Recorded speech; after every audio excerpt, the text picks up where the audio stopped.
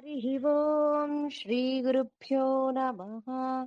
हरिः ओम् ध्यानम् आपातालनभस्तलान्तभुवनब्रह्माण्डमाविस्फुरत् ज्योतिस्पाटिकलिङ्गमौळिविलसत्पूर्णेन्दुवान्तामृतैः अस्तोकाप्लुतमेकमीशमनिशं रुद्रानुवाकाञ्जपन् ध्यायेदीप्सितसिद्धये ध्रुवपदौ विप्रोऽभिषिञ्चेच्छिवम् ब्रह्माण्डव्याप्तदेहाभसितहिमरुचा भासमाना भुजङ्गैः कण्ठे कालाः कपर्दाः कलितशशिकलाश्चण्ड कोदण्डहस्ताः त्र्यक्षा रुद्राक्षमालासु ललितवपुषाम्भवामूर्तिभेदाः रुद्रश्रीरुद्रसूक्तप्रकटितविभवानः प्रयच्छन्तु सौख्यम्। हरिः ओम् श्रीगुरुभ्यो नमः। हरिः ओम् हरिः ओम् श्रीगुरुभ्यो नमः। हरिः ఓం శ్రీరుద్ర నమకము మొదటి అనువాకం. ఓం నమో భగవతే రుద్రాయ.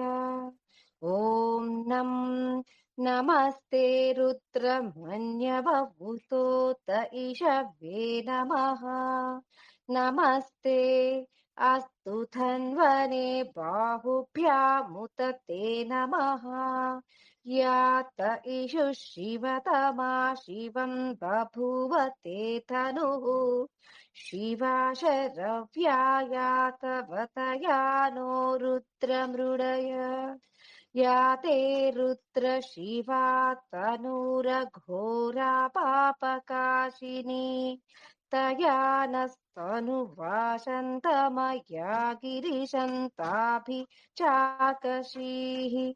यामिषुं गिरिशन्तहस्ते बिभर्ष्य स्तवे शिवाङ्गिरित्रतां कुरु माहि पुंसीः पुरुषं जगत्. शिवेन वचसा त्वा गिरिशाच्छावदामसि यथा नः सर्वमिज्जगदयक्ष्मगुं सुमना असत्.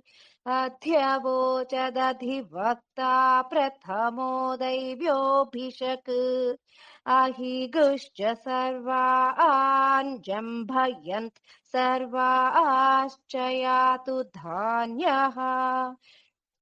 असौ यस्ताम्रो अरुणभूत बभ्रुः ये चेमागुं रुद्रा अभितो दिक्षु श्रिता सहस्रशो वैशागुं हेड ईमहे. असौ यो वसर्पति नीलग्रीवो विलोहितः भूतैनं गोपा अदृशन्न दृशन्नु दहार्यः. भूतैनं विश्वा भूतानि सदृष्टो मृडयातिनः. नमो अस्तु नीलग्रीवाय सहस्राक्षाय मीढुषे अथो ये अस्य सत्त्वा दोहन्तेभ्यो करन्नमः. प्रमुञ्च धन्वनस्त्वमुभयोरात्रियोज्याम् याश्च ते हस्त इषवः पराता भगवो वप. अवतत्यधनुस्त्वगुं सहस्राक्षशतेषु धे निशीर्य शल्यानां मुखा शिवो नः सुमना भव. विज्यन्धनुः कपर्दिनो विशल्यो बाणवागुंहुत अनेशन्नस्येषव आभुरस्य निषङ्गतिः. या ते हेतिर्मीढुष्टमहस्ते बभूव ते धनुः तयास्मान् विश्वतस्त्वमयक्ष्मया परिभुज. नमस्ते अस्त्वायुधायानातताय धृष्णवे उभाभ्यामुत ते नमो बाहुभ्यां तव धन्वने परिते धन्वनो हेतिरस्मान् वृणक्तु विश्वतः अथो य इषुधिस्तवारे अस्मन्निधेहितम् शम्भवे नमः। नमस्ते अस्तु भगवन् विश्वेश्वराय महादेवाय त्रयम्बकाय त्रिपुरान्तकाय त्रिकाग्निकालाय कालाग्निरुद्राय नीलकण्ठाय मृत्युञ्जयाय सर्वेश्वराय सदाशिवाय श्रीमन्महादेवाय नमः। हरिः ओम् श्रीगुरुभ्यो नमः। हरिः ओम् हरिः ओम् श्रीगुरुभ्यो नमः। हरिः ओम् नमो हिरण्यबाहवे सेनान्ये दिशां च पतये नमो नमो वृक्षेभ्यो हरिकेशेभ्यः पशूनां पतये नमो नमः स्वस्तिञ्जराय त्विषीमते पथीनां पतये नमो नमो बब्लुषाय विव्याधिने नानां पतये नमो नमो हरिकेशायोपवीतिने पुष्टानां पतये नमो नमो भवस्य हेत्यै जगतां पतये नमो नमो रुद्राय तताविने क्षेत्राणां पतये नमो नमः सूताय हन्त्याय वनानां पतये नमो नमो रोहिताय स्थपतये वृक्षाणां पतये नमो नमो मन्त्रिणे वाणिजाय कक्षाणां पतये नमो नमो भुवन्तये वारिवस्कृताय औषधीनां पतये नमो नमः उच्चैर्घोषाय क्रन्दयते पत्तीनां पतये नमो नमः कृत्स्नवीताय धावते सत्त्वनां पतये नमः। हरिः ओम् श्रीगुरुभ्यो नमः। हरिः ओम् हरिः ओम् श्रीगुरुभ्यो नमः। हरिः ओम् శ్రీరుద్ర నమకము మూడవ అనువాకం. నమః సహమానాయ నివ్యాధిన ఆవ్యాధినీనాం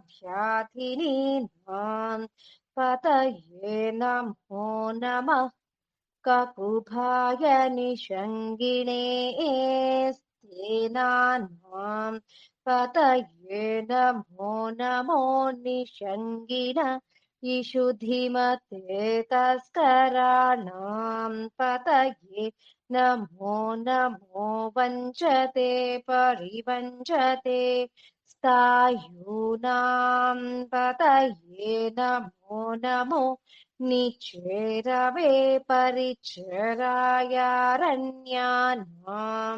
पतये नमो नमः सृकाविभ्यो जिघागुंसद्भ्यो मुष्णताम् पतये नमो नमोऽस्तिमद्भ्यो नक्तञ्चरद्भ्यः प्रकृन्तानाम् पतये नमो नमः उष्णीषिणे गिरिचराय कुलुञ्चानाम् पतये नमो नमः इषुमध्यो धन्वाविभ्यश्च वो नमो नमः आतन्वानेभ्यः प्रतिदधानेभ्यश्च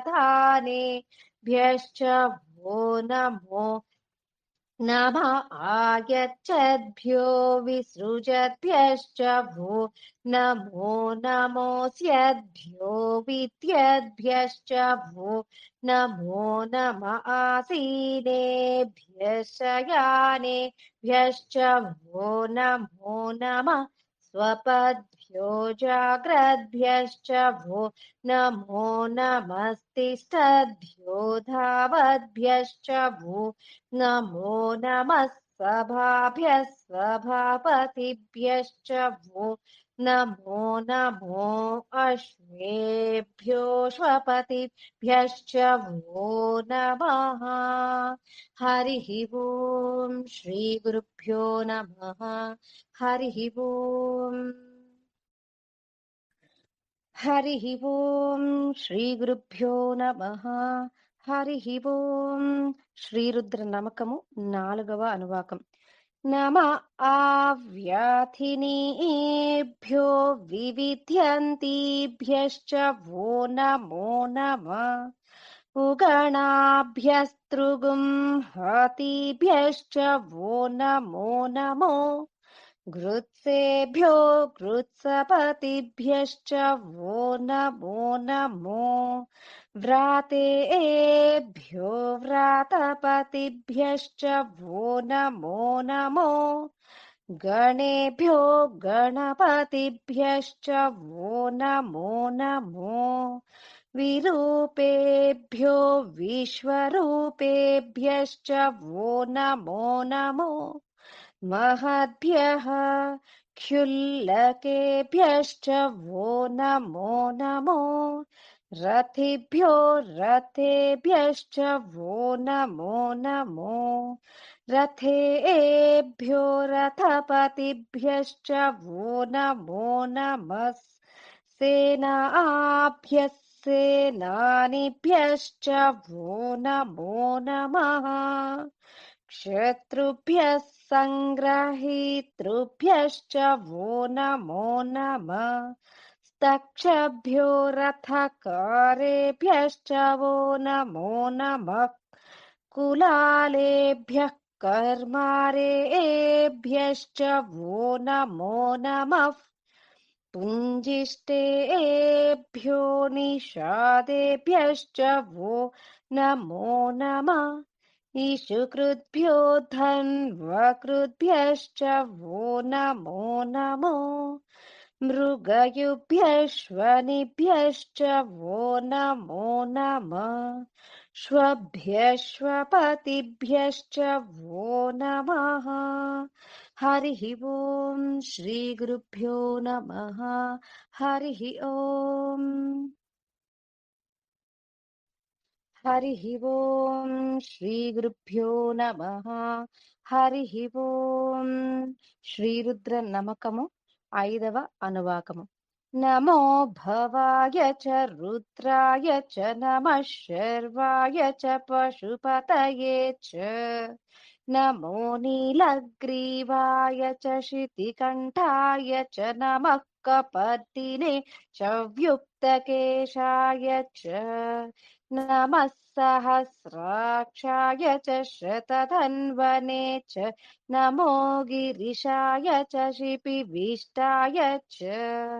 नमो मेधुष्टमाय चेषुमते च. नमो ह्रस्वाय च वामनाय च. नमो बृहते च वर्षीयसे च. नमो वृद्धाय च संवृध्वने च.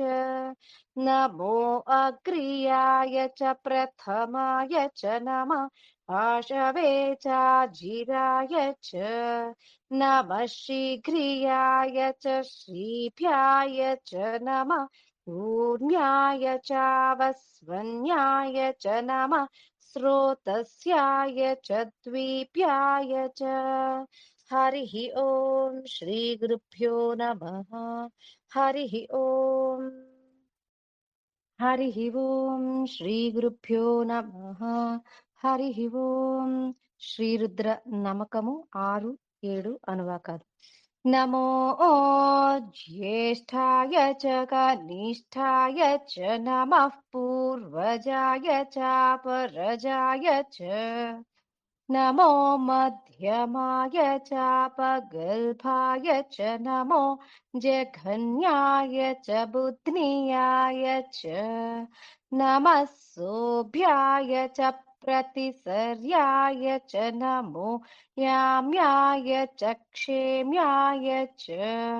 नम उर्वर्याय च खल्याय च नमः श्लोक्याय चावसान्याय च नमो वन्याय च कक्ष्याय च नमः श्रवाय च प्रतिश्रवाय च नम आसुषेनाय चाशुरथाय च नमः शूराय चावभिन्दते च नमो वर्मिणे च वरूथिने च नमो बिल्मिने च कवचिने च नमः श्रुताय च श्रुतसेनाय च नमो दुन्दुभ्याय च हनन्याय च नमो धृष्णवे च प्रमृषाय च नमो च प्रहिताय च नमो निषङ्गिने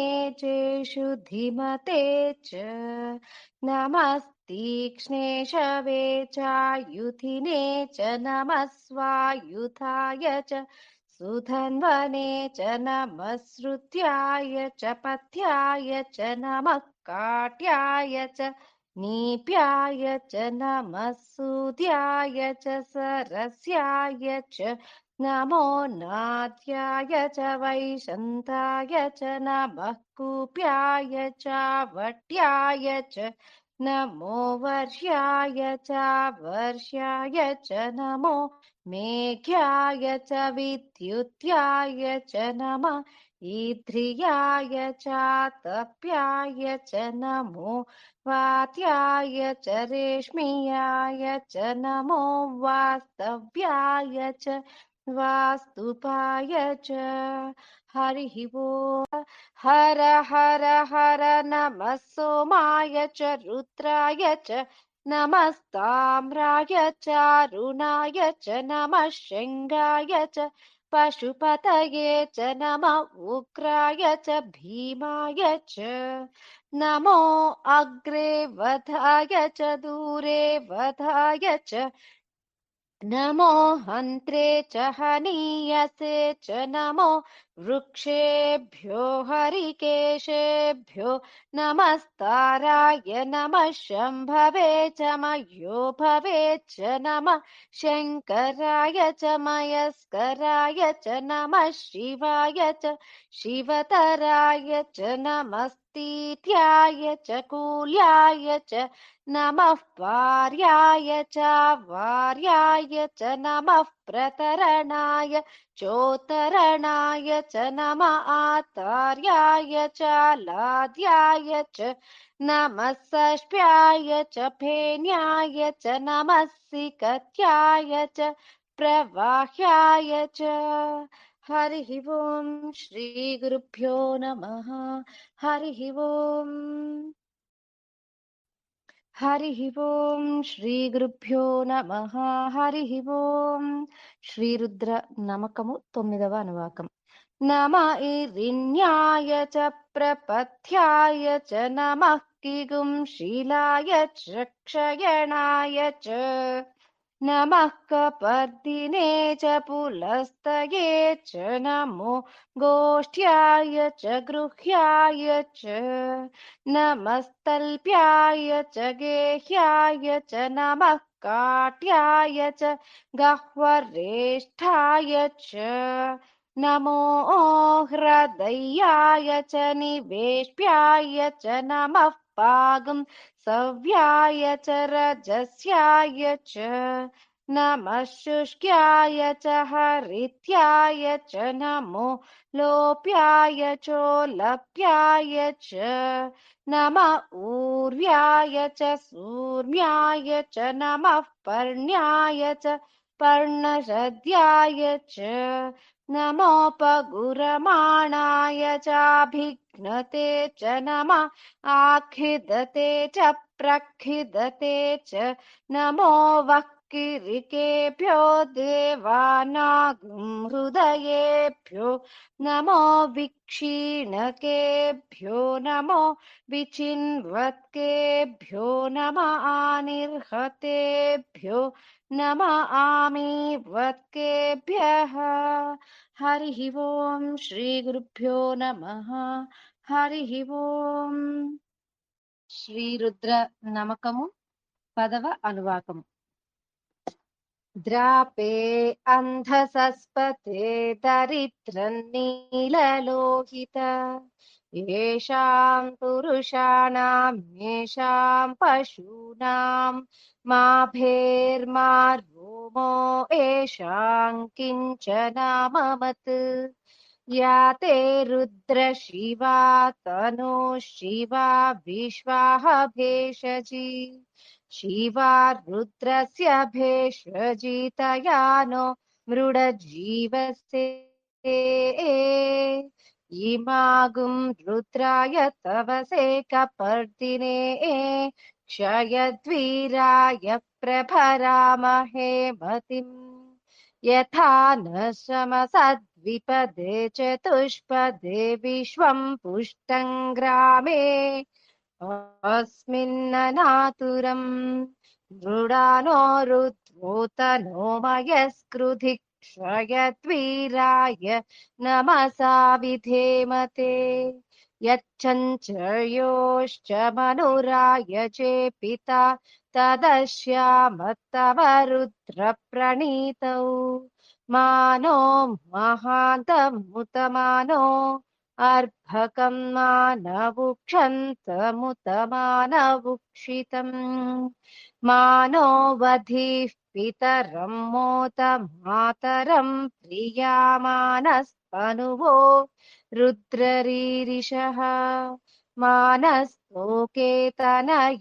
मान आयुषिमानो गोषुमानो अश्वेषुरीरिषः वीरान्मानो रुद्रभामितो वधिर्भविष्मन्तो नमसा विधेमते आराते कोग्नभूतपूरुषग्ने क्षयद्वीराय सुं नमस्मे ते अस्तु रक्षा च नो अधि च देव ब्रूह्यथा च न शर्म यच्चद्विबर्हाः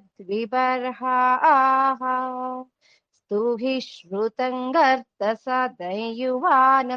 मृगन्न भीममुपहर्तृमुग्रम् मृडाचरित्रे रुद्रस्तवानो अन्यन्ते वपन्तु सेनाः परिणो रुद्रस्य हेतिर्वृणक्तु परित्वेषस्य दुर्मतिरघायोः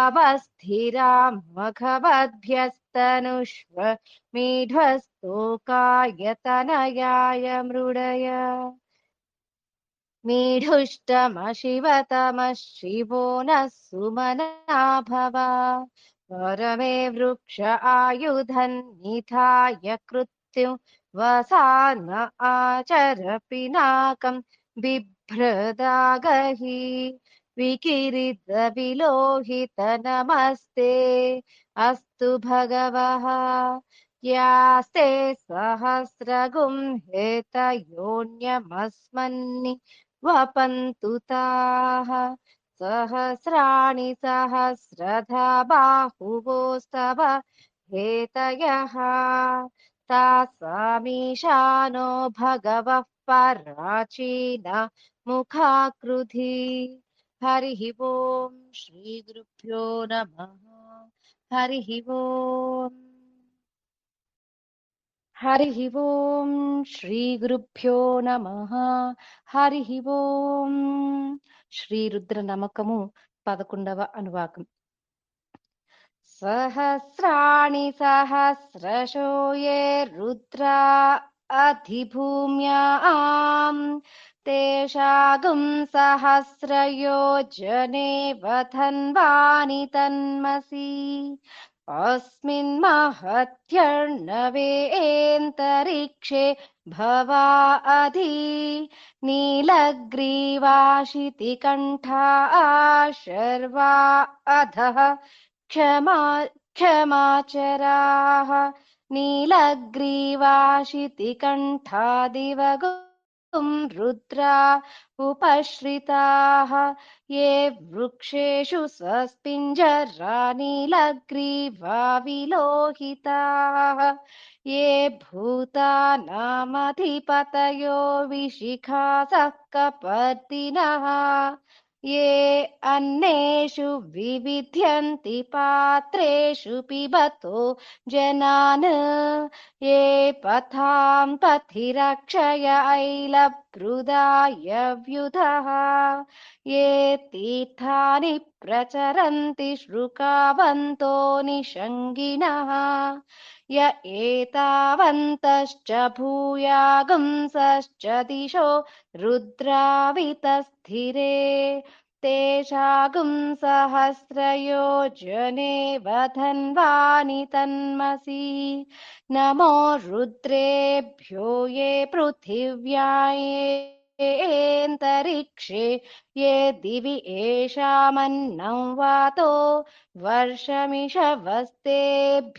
दश प्राचीर्दश दक्षिणादश प्रतीचीर्दशोदीचीर्दशोर्ध्वास्तेभ्यो नमस्ते नो मृडयन्तु ते यन्द्विष्मो यश्च नो द्वेष्टितं वोजम्भे दधामि ॐ त्र्यम्बकै यजामहे सुगन्धिं पुष्टिवर्धनम् उर्वारुकमिव बन्धनान् मृत्योर्मुक्षीय मामृतात् यो रुद्रो अग्नौ यो अप्सु यवोषधीषु यो रुद्रो विश्वाभुवना विवेश तस्मै रुद्राय नमो अस्तु तमुष्टु हि यस्विषु सुधन्वायो विश्वस्य क्षयति भेषजस्य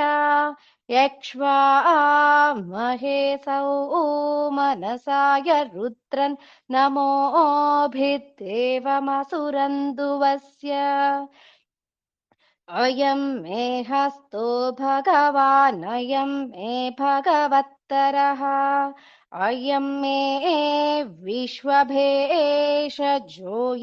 शिवाभिमर्शनः ये ते सहस्रमयुतं पाशामृत्योमर्त्याय हन्तवे तान् यज्ञस्य मायया सर्वानवयजामहे